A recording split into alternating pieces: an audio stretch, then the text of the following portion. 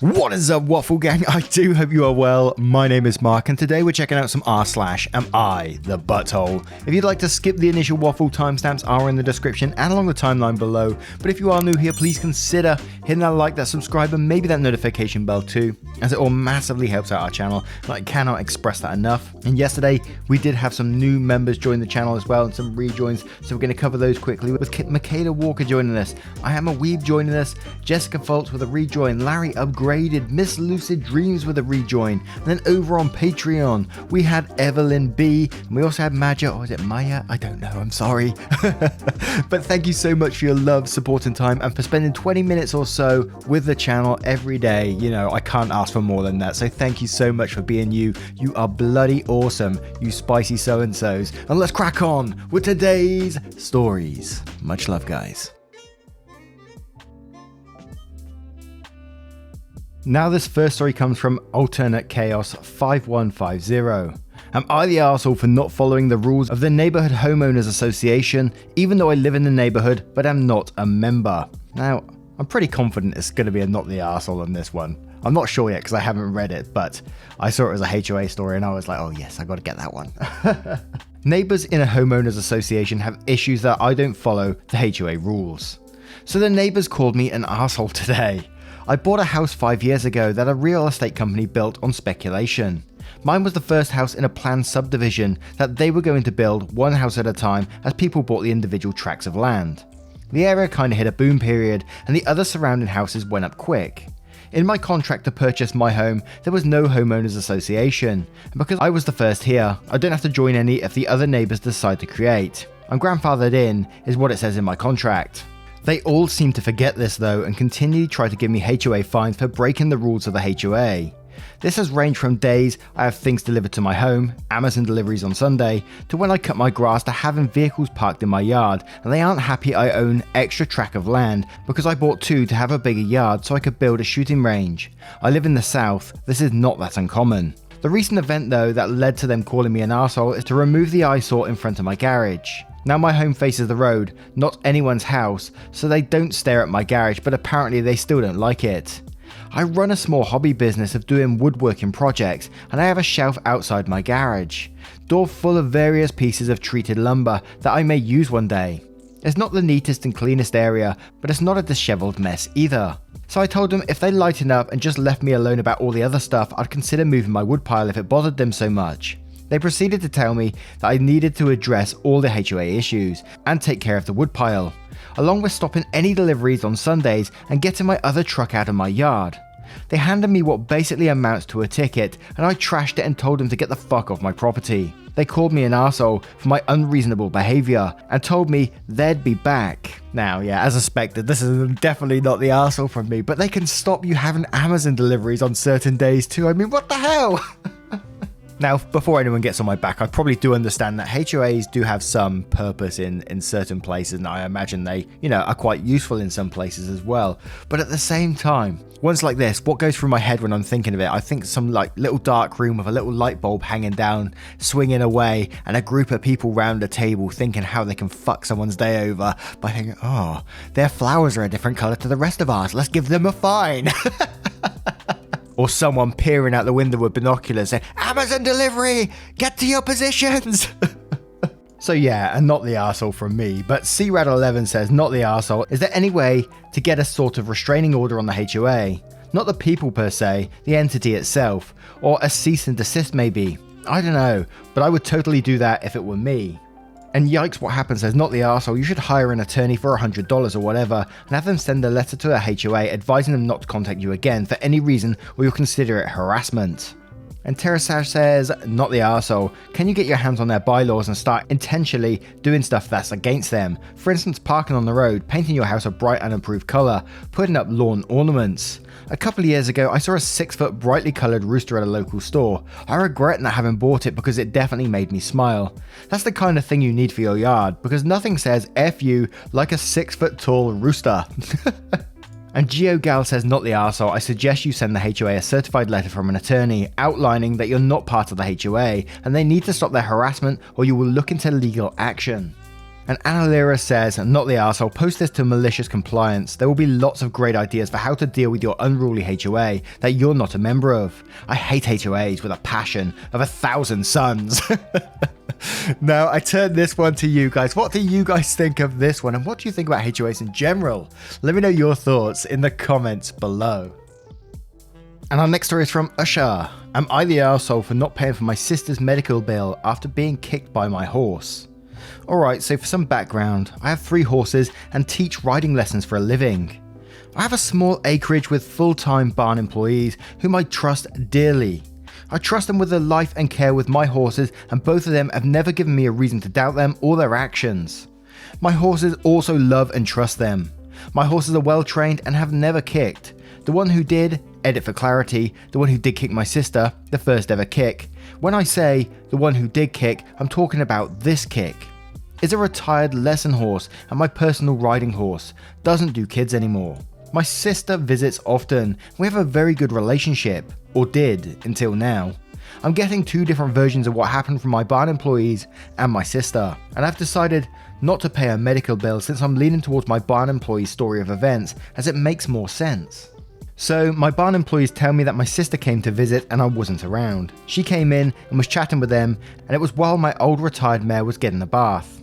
The employees said she told my sister multiple times to stop randomly reaching out for my mare's tail, and that she was repeatedly bothering, petting, talking to the mare from behind, and the horse was getting bothered, pinning her ears and overall getting restless.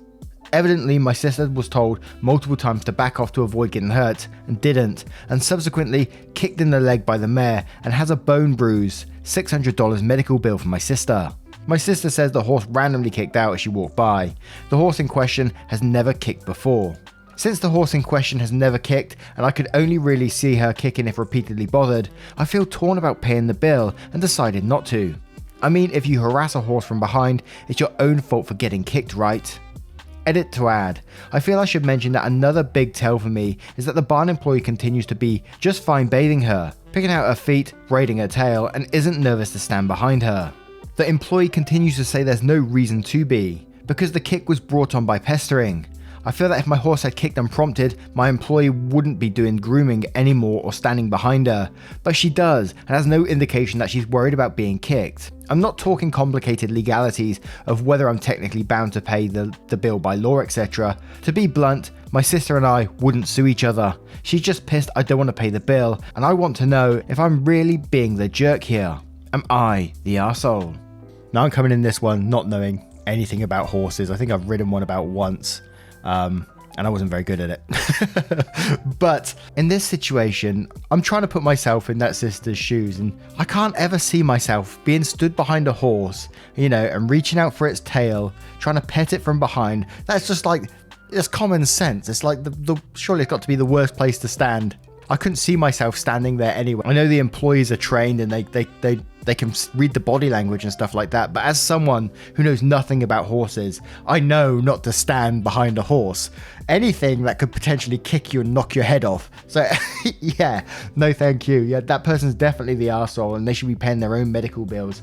But after this, I would certainly consider, setting up some rules and not having people just randomly going into your horses that are not trained, because you don't want that to happen to any randoms and then you get lawsuits and all that kind of stuff. Just my thoughts anyway. But Quixotic Logophile says, not the arsehole, your employee has nothing to gain by lying. Put a camera in your barn. Even if your sister is telling the truth, someone you're close to has no problem fudging the truth, and a camera will help keep everyone honest in the future. And Alert Potato says, not the arsehole, I'm going to agree with your assessment. It would be unusual for an animal to suddenly act out, going against its training and temperament unless provoked or sick. You should not be responsible for the medical bills someone incurs due to the stupidity just because they committed the act of stupidity at your animal. And I Choose You Snorlax says, and quotes, she told my sister multiple times to stop randomly reaching out for my mare's tail, and that she was repeatedly bothering, petting, talking to my mare from behind, and the horse was getting bothered, pinning her ears, and overall getting restless. And then says, horses communicate through their body language. Pinning their ears back is a way of saying that they are upset, and anyone who works or is near any horse should freaking well know this. You don't fuck around with large animals unless you want to get injured. You need to have respect for their size and comfort. She was warned, she chose not to listen, and she got what was coming to her. Your sister is a liar. I'm sorry, I refuse to believe her. In all the years I've worked with horses, I've yet to see a trained lesson or ranch horse just kick someone for no reason. And Macaroon Head says, not the arsehole, who in their right mind stands behind a horse? That's the most basic etiquette you can learn when you're around a horse. And one more from Type 1 Error says, her story is inconsistent with the history of the horse's behaviour and training and the version of events described by your staff. I almost wonder if your sister resented the staff telling her what to do, given that she was the sister of the boss. Your staff has no reason to lie to you.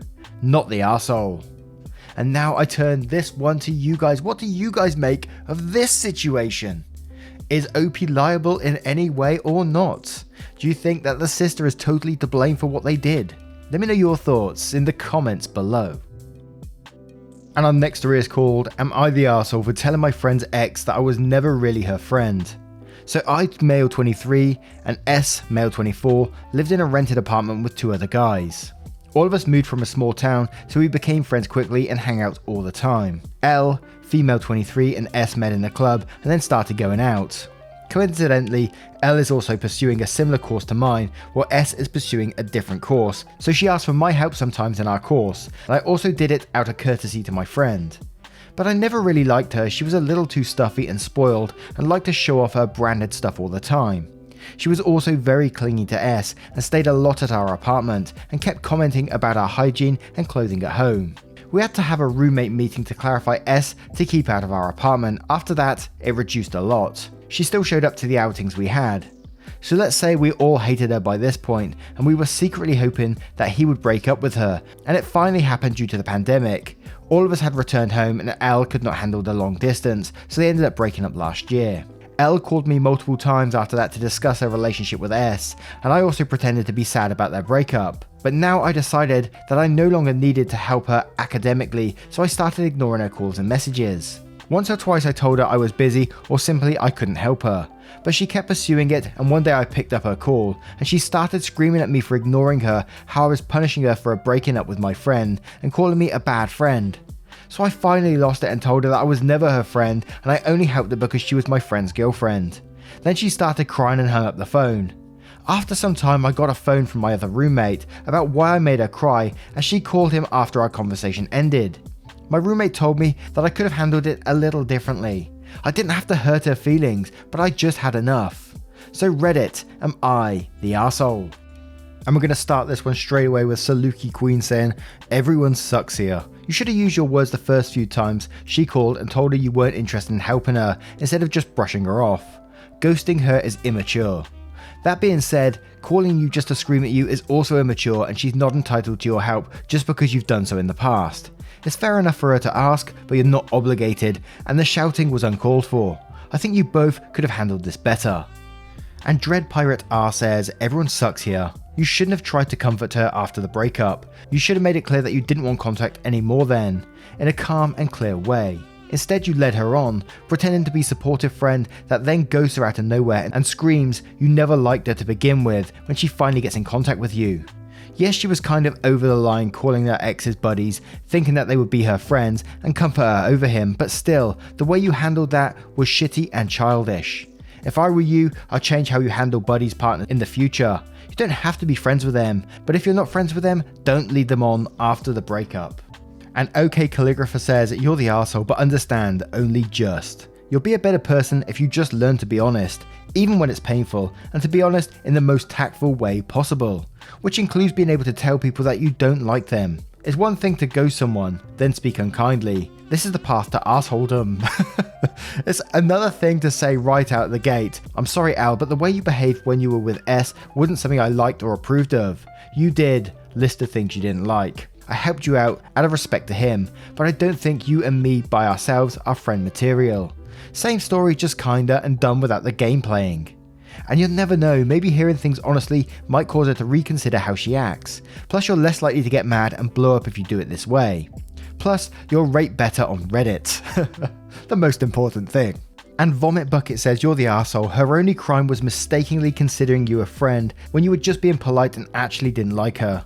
If you want to reduce/eliminate contact with her, there were much better ways to go about it, which you owed her because you were the one pretending in the first place.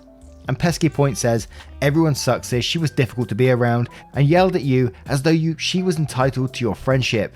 But you should have broken things off way sooner with a simple, we hung out because you were roommate's girlfriend, sorry, bye, and not strung her out along afterwards. And one more from Jammy913 saying, not the arsehole. You were respecting your friend and being friendly towards her. The only part where you might be the arsehole is where you, L, called me multiple times after that to discuss a relationship with S, and I also pretended to be sad about their breakup. Seems really unnecessary to me, and I'd refrain from pretending sadness in the future. Seems like a waste of time and energy to do that. And now I turn this one to you guys. What do you guys think of this situation? Bit of a tricky one.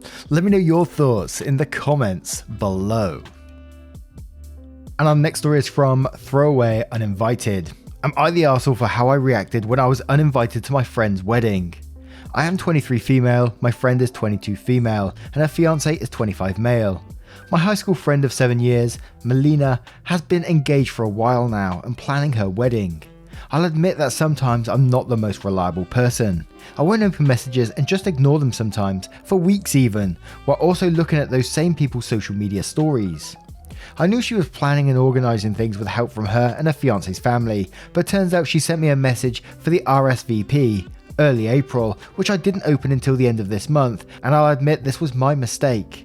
By the time I got back to her it was too late, as she said she couldn't do anything since she was busy with the wedding planning. I was shocked, but more sad that she'd uninvite me after she told me the news that they were getting married, and she said she'd be happy if I came. She said that the message was an online RSVP form she sent out was for a confirmation from everybody who'd be attending, family, friends, etc. And that since she'd given me the whole month and I decided not to reply, the deadline was already too late since they had other things to worry about. I tried to talk to her because as her best friend I do want to see her happy and be there for her big day. But she was firm on it. She said since I don't work and do online school, she could understand if I didn't reply immediately, but everybody else RSVP'd while she still didn't hear from me.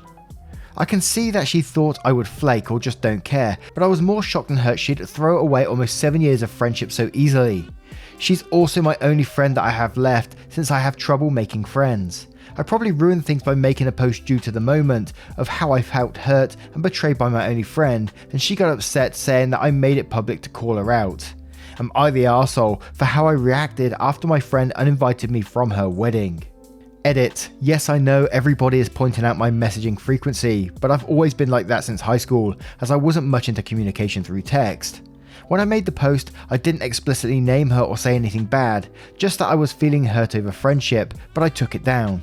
And for people suggesting I had ADD/ADHD, I am not much of a texter by personal choice.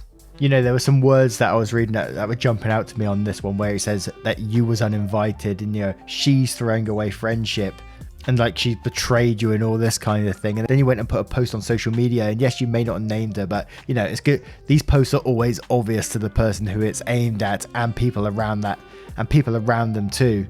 So I think you knew what you was doing in this situation. That's the way it feels to me anyway. And I think you just need to take some responsibility for yourself. You didn't reply. It's totally on you. They're planning a wedding. It's not based around you. If you didn't reply, that is on your shoulders. And you need to just say, look, I'm sorry I failed to reply, but I wish you all the best on your wedding. If I can't come, then I can't come. And you just need to take that responsibility.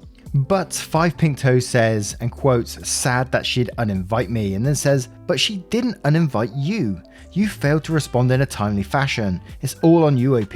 Edit. You're the arsehole.